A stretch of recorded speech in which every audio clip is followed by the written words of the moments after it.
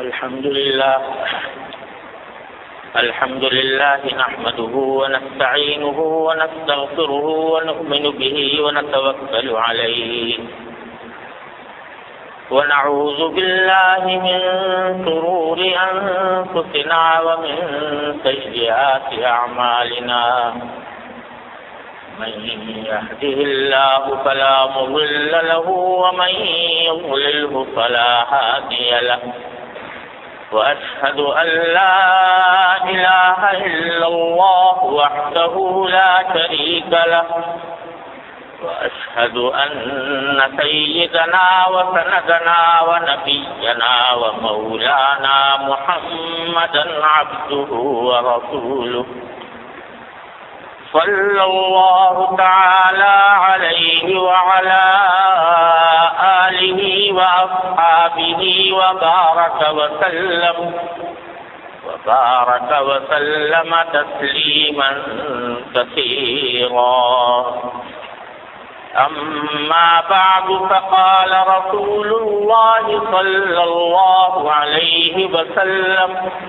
اللهم بارك لنا في رجب وشعبان وبلغنا رمضان.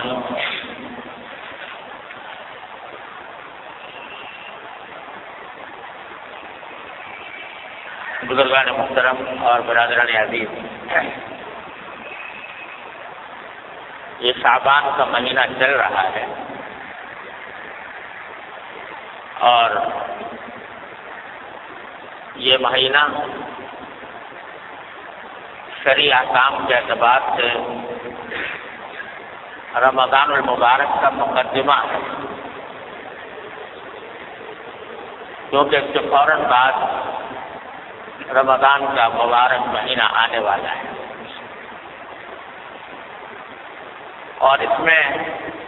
نبی کریم سرور دو عالم صلی اللہ علیہ وسلم کے کچھ خاص معمولات تھے جو اس مہینے میں آپ انجام دیا کرتے تھے. ان میں سے پہلی بات پہلے بھی عرض کی تھی کہ جب رجب کا چاند آپ دیکھتے تو یہ دعا فرمایا کرتے تھے کہ اللہم بارک لنا فی رجب و شعبان وبلغنا رمضان، کہ اللہ ہمارے لیے رجب اور شعبان کے مہینوں میں برکت عطا فرمائیے اور ہمیں رمضان تک پہنچا دیجیے، یعنی ہماری عمر اتنی دراز کر دیجیے کہ ہم رمضان کا مہینہ اپنی زندگی میں پالیں اور اس کی برکات سے بہرور ہو سکے. تو ایک تو رسول کریم صلی اللہ علیہ وسلم کا یہ معمول تھا کہ اس میں رمضان تک پہنچنے کی دعا فرمایا کرتے. دوسرے، حضرت عائشہ صدیقہ رضی اللہ تعالی عنہا ایک حدیث میں یہ روایت فرماتی ہیں کہ حضور نبی کریم سرور دو عالم صلی اللہ علیہ وسلم شعبان کے مہینے میں کثرت سے روزے رکھا کرتے. رمضان کی تیاری سمجھ لیجیے، اس کی مشق سمجھ لیجیے، اس کا استقبال سمجھ لیجیے.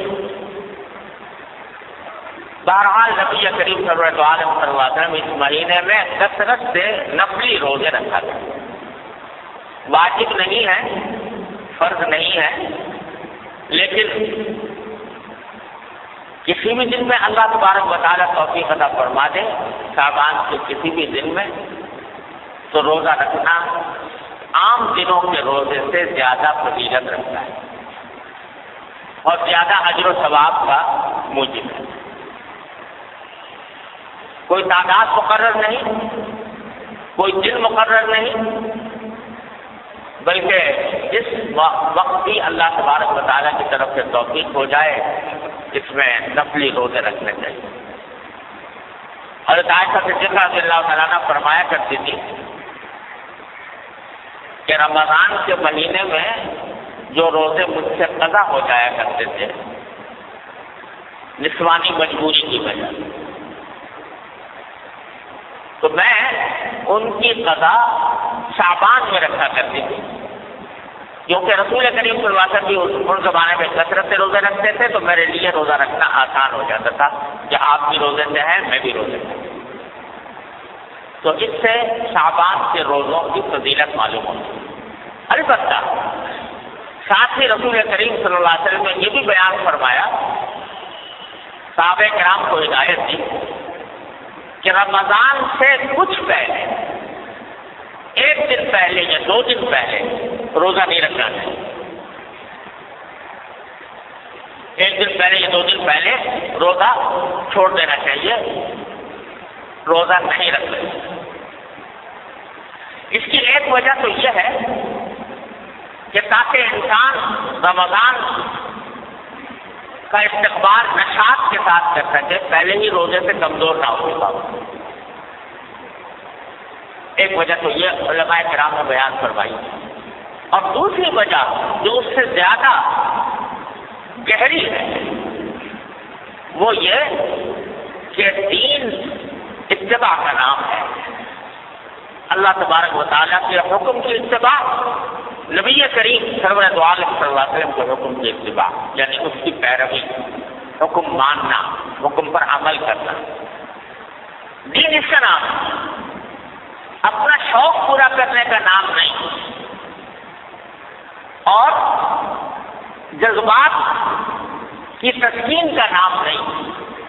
بلکہ اللہ جل جلالہ کے احکام کی پیروی کا نام ہے۔ اسی لیے بدعات کو ضلالت اور گمراہی قرار دیا گیا ہے، کیونکہ بدعت جو ہوتی ہے وہ اپنے دل کے ارادے سے اپنی خواہش کے مطابق ایک چیز آدمی کر لیتا ہے، اس کو دین سمجھ لیتا ہے، دین کے اس کو دین قرار دے دیتا ہے، وہ حکم کی اتباع نہیں ہوتی۔ تو اس واسطے شریعت نے یہ حکم دیا کہ رمضان سے 1-2 دن پہلے روزہ چھوڑ دو۔ کیوں چھوڑ دو؟ اس لیے چھوڑ دو کہ اگر 1-2 دن پہلے سے روزہ رکھنا شروع کر دو گے تو گویا تم نے اپنی طرف سے رمضان کے روزوں میں اضافہ کر دیا۔ اللہ تبارک و تعالیٰ نے تو تم پر 30 یا 29 روزے فرض کیے تھے، اسی کے ساتھ تم نے ملا دیا شعبان کے آخر کے 2 روزوں کو بھی، تو اب آگے رمضان میں تو رکھو گے 29 یا 30 روزے، اور اگر شعبان کا 30واں بھی رکھ لیا اور 29واں بھی رکھ لیا اور 28واں بھی رکھ لیا تو وہ 30 نہ رہے 33 روزے ہو، یہ اپنی طرف سے اضافہ ہو، فرض کے اندر اضافہ ہو۔ اور شریعت اس بات کا بڑا اہتمام کرتی ہے کہ کوئی آدمی اللہ تعالیٰ کے مقرر کیے ہوئے فرائض میں کوئی اضافہ بھی نہ کرے، کوئی کمی بھی نہ کرے، اس لیے منع کیا گیا۔ آپ نے یہ حکم بھی سنا ہوگا کہ فرمایا گیا کہ ایک طرف یہ فرمایا گیا کہ سحری جب کھاتے ہو روزے میں تو بالکل آخر وقت میں سحری کھانا زیادہ مستحب ہے، بہتر ہے۔ پہلے سے آدمی کھا کے بیٹھ جائے 2-3 گھنٹے پہلے سے پھر کھانا پینا چھوڑ دیں، یہ پسند نہیں۔ کیوں پسند نہیں؟ اس لیے کہ روزہ اللہ تعالیٰ نے رکھا ہے صبح صادق سے لے کر غروب آفتاب تک۔ اگر تم نے 2 گھنٹے پہلے سے کھانا چھوڑ دیا تو تم نے روزے کی مقدار میں اپنی طرف سے اضافہ کر دیا، اپنی طرف سے اضافہ کر دیا، لہذا نہیں، آخر وقت تک کھاؤ، کیونکہ ہمارا حکم یہی ہے۔ اور اسی طرح افطار کے بارے میں آپ نے سنا ہوگا کہ حدیث میں رسول کریم صلی اللہ علیہ وسلم نے مستحب قرار دیا کہ افطار جلدی سے جلدی کیا جائے، جو ہی سورج غروب ہو اور اس سے یقین ہو جائے کہ سورج غروب ہو چکا، جلدی سے جلدی افطار کرو،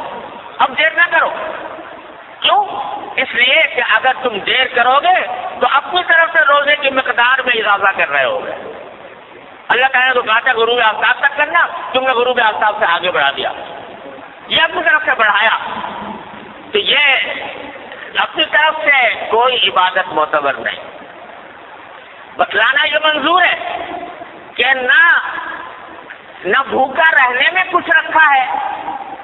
بھوکا پیاسا رہنے میں، اور نہ کھانے میں کچھ رکھا ہے۔ اصل چیز اللہ تبارک و تعالیٰ کے حکم کی اتباع ہے۔ جب وہ کہے کہ بھوکا رہو بھوکے رہو، جب وہ کہے کہ کھاؤ تو کھاؤ، اس وقت کھانا ہی فضیلت رکھتا ہے، اس وقت کھانے میں ہی ثواب ملے گا، کیونکہ اللہ تعالیٰ کا حکم ہے کہ کھاؤ۔ تو یہی معاملہ شعبان کے آخری 2 روزوں کا بھی۔ اس سے آپ اندازہ لگا سکتے ہیں کہ شریعت نے کتنی باریکی کے ساتھ اس بات کا لحاظ رکھا ہے کہ کوئی شخص دین میں اپنی طرف سے کوئی اضافہ نہ کرے، دین میں اپنی طرف سے کوئی چیز شامل نہ کر دے، چاہے وہ دیکھنے میں اچھی معلوم ہو رہی ہو، چاہے وہ دیکھنے کے اندر عبادت معلوم ہو رہی ہو، لیکن اللہ تبارک و تعالیٰ کی مقرر کردہ طریقے کے خلاف ہے، اس لیے اعتبار نہیں ہوتا، وہ پسندیدہ ہی نہیں، اس پر گناہ ہے۔ یہ دوسرا حکم تھا شعبان سے متعلق۔ تیسرا حکم یہ ہے کہ اسی شعبان میں 14 اور 15 شعبان کی درمیانی رات، جو انشاءاللہ پرسوں آنے والی، اتوار کے دن، اتوار اور پیر کے درمیانی شب میں آنے والی ہے، جس کو ہمارے ہاں عام طور سے شب برات کہا جاتا ہے۔ اس کے بھی کچھ احکام ہیں۔ یہ ایک ایسی رات ہے جس کی فضیلت متعدد روایات سے ثابت ہے، اور اس رات میں عبادت کو موجب اجر و ثواب قرار دیا گیا ہے عام راتوں سے زیادہ۔ آج کل بعض حضرات یہ فرماتے ہیں کہ شب برات کی کوئی حقیقت نہیں ہے، یا اس کے بارے میں کوئی صحیح حدیث سے ثابت نہیں ہے۔ یہ بات درست نہیں۔ حقیقت میں شب برات کی فضیلت 17 صحابہ کرام رضی اللہ تعالیٰ عنہما سے روایت ہے، 17 صحابہ کرام سے، تو انہوں نے نبی کریم صلی اللہ علیہ وسلم کی طرف سے یہ بیان فرمایا کہ اس رات میں عبادت کرنا فضیلت رکھتا ہے۔ ان میں سے بات روایتیں سند کے اعتبار سے کچھ کمزور بھی ہیں، لیکن مجموعہ ان تمام روایتوں کا، 17 روایتوں کا، یہ بے اثر اور بے بنیاد ہے۔ اس لیے علماء محققین کا کہنا یہی ہے کہ شب برات یعنی 14 اور 15 کی درمیانی شب یہ خصوصی فضیلت رکھتی ہے، اور اس میں عبادت کا اہتمام کرنا، نمازوں وغیرہ کا، نفلی نمازوں کا، یہ مسلمانوں کو اس کا اہتمام کرنا چاہیے۔ اور اس میں بعض روایتوں سے معلوم ہوتا ہے کہ اللہ تبارک و تعالیٰ کا منادی اس رات میں آواز لگاتا ہے کہ الا هل من مستغفر فاغفر له، سنو کیا کوئی ہے جو اپنے گناہوں کی مغفرت مانگنے والا ہو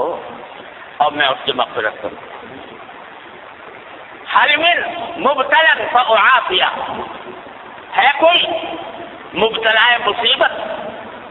مشکلوں میں مبتلا، جس کی مصیبت کو میں عافیت سے تبدیل کروں۔ یہ ساری رات اللہ تبارک و تعالیٰ کی طرف سے اعلان ہوتا رہتا ہے۔ لہذا اس رات میں جاگنا اور عبادت کرنا یہ عام راتوں سے زیادہ فضیلت کا سبب ہے۔ دعائیں کرنا، بشرطے کہ وہ عبادت اسی طرح کی جائے جس طرح جناب نبی کریم سرور دو عالم صلی اللہ علیہ وسلم نے فرمائی، اس میں بھی اپنی طرف سے کوئی اضافہ نہ ہو۔ جیسا ابھی میں نے بتایا، مثالیں دی آپ کو کہ اپنی طرف سے اضافہ کوئی شریعت میں مقبول نہیں۔ کل محدث بدعہ وکل بدعۃ ضلالہ، ہر نئی بات جو انسان دین میں پیدا کرے وہ بدعت ہے، اور ہر بدعت گمراہی۔ تو شیطان تو انسان کے پیچھے لگا ہوا ہی ہے، اس نے دیکھا کہ یہ رات فضیلت والی آنے والی ہے، تو اس فضیلت والی رات میں مسلمان متوجہ ہوں گے، اللہ تعالیٰ کی طرف رجوع کریں گے، عبادتیں کریں گے، دعائیں مانگیں گے، تو میرا تو گھاٹا ہو گیا۔ لہذا اس نے ایسے ایسے طریقے ایجاد کروا دیے کہ لوگ جو ہیں عبادت سے ہٹ کر ان طریقوں میں لگ جائیں اور ان کی وجہ سے اس رات سے جو فائدہ اٹھایا جا سکتا تھا وہ نہ اٹھا سکتا۔ کیسے طریقے کر لیے کہ بھائی نماز پڑھو یا نہ پڑھو، شب برات کا حلوہ ضرور پکاؤ۔ وہ نماز پڑھو یا نہ پڑھو، عبادت کرو یا نہ کرو، لیکن حلوہ پکانا ضرور فرض۔ اگر کوئی نہ پکائے تو قابل ملامت یہ لے بھائی اس کے گھر تو شب برات کا حلوہ بھی نہیں پکتا، یہ بڑا وہابی ہے، یہ جو ہے ایسا کنجوس ہے، بخیل ہے کہ اس کے گھر میں حلوہ ہی نہیں پکتا۔ اب کوئی خدا کا بندہ پوچھے کہ بھائی حلوے کا کہیں ذکر قرآن میں، حدیث میں، صحابہ کرام کے تعامل میں کہیں ہے کہ بھائی شب برات کے دن حلوہ پکنا چاہیے؟ نہ قرآن میں اللہ تعالیٰ نے فرمایا، نہ نبی کریم صلی اللہ علیہ وسلم نے ارشاد فرمایا،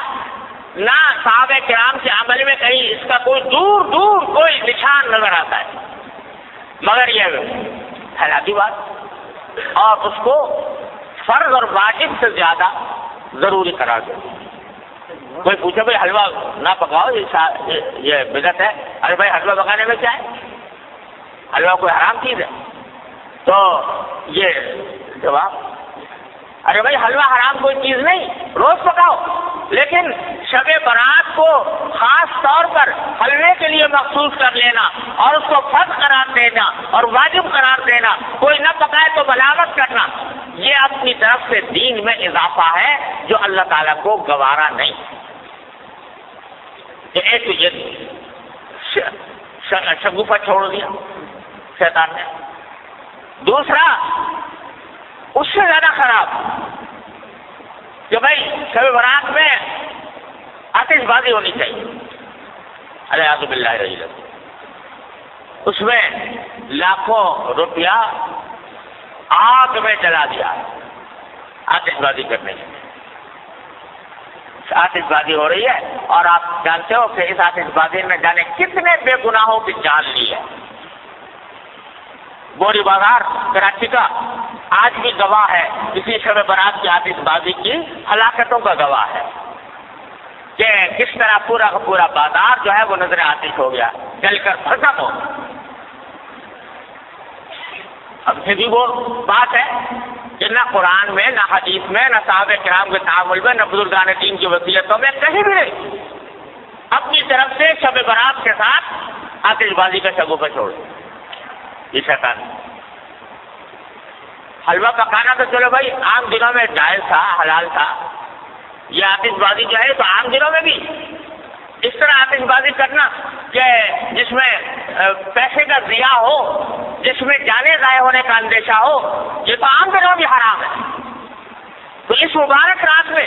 جس میں اللہ تعالیٰ گناہوں کی مغفرت مانگنے کو فرما رہے ہیں، جس میں دعائیں مانگنے کے لیے فرما رہے ہیں، اس میں یہ کام کرنا تو کتنی بڑی بری بات ہے، یہ چھوڑ دیں۔ تیسرا یہ کہ بھائی یہ راتیں جو ہوتی ہیں جس میں جاگنے کا حکم دیا گیا ہے عبادتوں کا، اس کا اصل طریقہ یہ ہے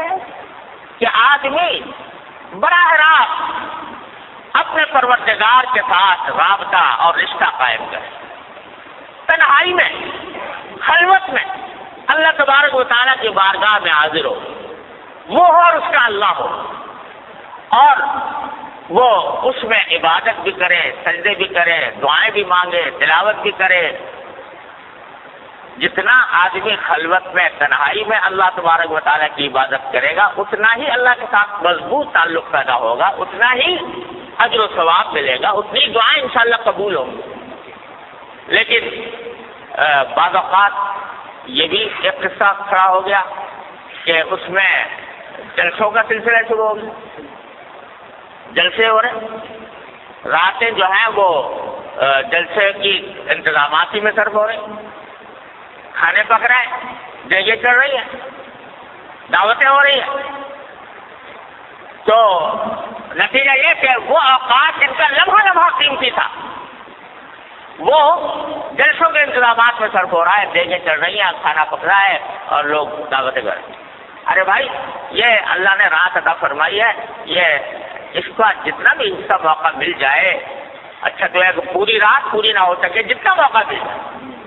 گوشہ تنہائی میں اپنے اللہ سے رابطہ قائم کرو، جیسا کہ نبی کریم صلی اللہ علیہ وسلم فرمایا۔ تو اس میں نمازیں، نفل نمازیں پڑھیں، لمبی لمبی صورتیں اگر یاد ہیں وہ پڑھیں، دعائیں کریں، مناجات مقبول دعائیں، سب نبی کریم صلی اللہ علیہ وسلم کی دعائیں ہیں وہ کریں، اپنے ذات کی دعائیں کریں۔ آج پوری امت مسلمہ ایک عظیم آزمائش میں مبتلا ہے، اور ہمارا ملک خاص طور پر گھرا ہوا ہے، تمام چاروں طرف سے خطرات اور فتنوں میں گھرا ہوا ہے۔ اس کے لیے دعا کریں اور اللہ تبارک و تعالیٰ سے مانگیں، اس کام میں اس رات کو صرف کرنا چاہیے۔ اللہ تعالیٰ آپ کو فضل و کرم سے ہم سب کو اس کی توفیق عطا فرمائے۔ اور بھائی، اس کے بعد اگلے دن جو ہے یعنی 15 شعبان، اس کے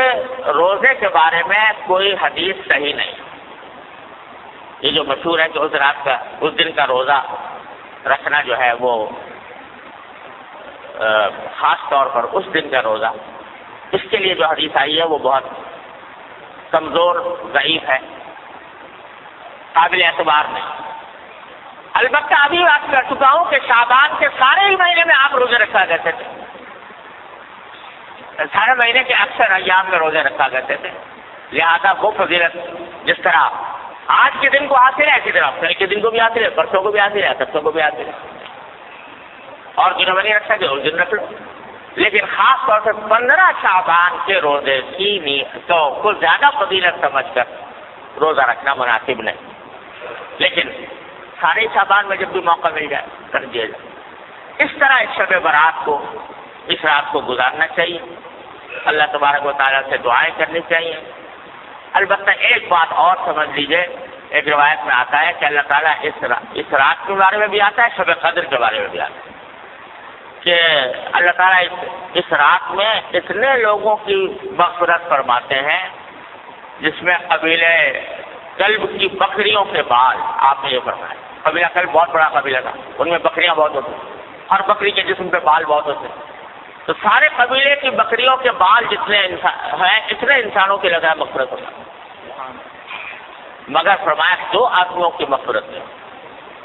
اللہ بچائے آمین۔ ایک وہ جو کسی مسلمان سے کینہ رکھتا ہو کسی مسلمان سے، کینے کے معنی یہ کہ اس کی بدخواہی پر آمادہ ہو، بلا وجہ اس کو برا سمجھ کر اس کو تکلیف پہنچانے اور اس کو ذلیل کرنے کی فکر میں رہتا ہو، اللہ بچائے، ایک تو اس کے گناہ معاف نہیں ہوتے اس رات میں، اور ایک فرمایا وہ جو اپنے پاجامہ، شلوار، پتلون جو بھی پہنے ہوئے ہیں اس کو ٹخنوں سے نیچے لٹکائے، اللہ بچائے، تو اس کے بارے میں بھی اس حدیث میں آتا ہے۔ لہذا اس کا اہتمام کرنا چاہیے، ہمیشہ ہی کرنا چاہیے کہ اللہ تعالیٰ کسی مسلمان کے خلاف دل میں کینہ رکھنے سے محفوظ رکھے۔ ارے بھائی، کوئی اگر کسی سے کوئی غلطی ہوئی ہے تو اس غلطی کا اس سے بتا دو، معاملہ صاف کر لو، کوئی شکایت ہوئی ہے شکایت گلا کر کے معاملہ صاف کر لو، اور تمہیں شریعت سے یہ بھی حق دیا ہے کہ جس سے جتنی تکلیف پہنچائی ہے تم اتنی اس کو بھی پہنچا دو، بدلہ لے لو برابر کا۔ لیکن دل میں کینہ لے کے بیٹھ گئے اور اس کو ہر طرح ذلیل کرنے، خار کرنے، تکلیف پہنچانے، بدخواہی کرنے کی فکر میں لگ گئے، یہ چیز جو ہے وہ اتنی بڑی گناہ ہے، اتنا بڑا گناہ ہے کہ اس رات میں بھی معاف نہیں۔ اسی طرح یہ بھائی آج کل بہت ابتلا ہے اس میں ٹخنوں سے نیچے لٹکانے کا، اللہ تعالیٰ ہر مسلمان کی حفاظت فرمائے۔ یہ حدیث میں فرمایا کہ یہ اصل میں تکبر کی علامت ہے یہ، اور تکبر ایسی چیز ہے جو اللہ تبارک و تعالیٰ تکبر کو کسی قیمت پر برداشت نہیں فرمایا۔ فرمایا الکبریاء ردائی فمن نازعتہ قسمت او کما قال صلی اللہ علیہ وسلم، کہ بڑائی تو میری صفت ہے، میری چادر ہے، جو کوئی مجھ سے اس میں جھگڑنا چاہے گا اس کی گردن توڑ دوں۔ تو تکبر بہت خراب ہے، اور یہ تکبر کے علاوہ اس واسطے اس سے حضور نے منع بھی فرمایا، اور جس جگہ پر خاص طور سے اس کا ذکر فرمایا، اس کا بھی بھائی ہر مسلمان، کیا اس میں فائدہ ہے کہ آدمی لٹکا لے، تخرو کے لیے چلا جائے گا تو کیا فائدہ حاصل ہو جائے گا، کون سی دولت مل جائے گی، کون سی لذت حاصل ہو جائے گی؟ لیکن نبی کریم صلی اللہ علیہ وسلم کے حکم کی مخالفت ہوگی، اتنی بڑی وعید کا سامنا کرنا ہوگا۔ اللہ تبارک و تعالیٰ اپنے فضل و کرم سے، اپنی رحمت سے ہمیں اس رات سے صحیح فائدہ اٹھانے کی توفیق عطا فرمائے، اور اس میں اللہ تعالیٰ کی رحمتیں اور برکتیں جمع کرنے کی توفیق عطا فرمائے، اور اپنے غضب اور اپنی ناراضی کے اسباب سے ہماری حفاظت فرمائے۔ ہاں بھائی، یہ بات بھی رہ گئی کہ شب برات میں قبرستان جانے کا مسئلہ۔ ایک مرتبہ ایک روایت میں آتا ہے کہ ساری حیات طیبہ میں رسول کریم صلی اللہ علیہ وسلم ایک رات، ایک روایت میں ہے، وہ سندن اتنی زیادہ مضبوط بھی نہیں ہے، لیکن بہرحال اس میں آتا ہے کہ آپ جنت البقیع تشریف لے گئے اور وہاں پر دعائیں فرمائیں، قبلہ رو ہو کر دعائیں فرمائیں۔ لیکن یہ ساری زندگی میں ایک ہی مرتبہ یہ واقعہ ہے، آگے پیچھے ہر سال جانے کا کوئی معمول نہیں تھا، لہذا اگر کوئی شخص جائے اس نیت سے کہ ایک مرتبہ حضور تشریف لے گا میں بھی چلا جاتا ہوں تو کوئی حرج نہیں، لیکن اس کو ایک مستقل سنت قرار دینا کہ ہر سال جانا ضروری ہے، یہ سمجھنا درست نہیں۔ اس طرح اگر کوئی شخص اگر جا کر اپنے مردوں کے حق میں دعائیں کرے، اپنے حق میں دعائیں کرے تو اس میں کوئی مذائقہ بھی نہیں، نہ موم بتی نہ اگربتی، سب ایمان کا نور چاہیے، موم بتیوں اگربتیوں کا نور۔ وآخر دعوانا الحمدللہ رب العالمین۔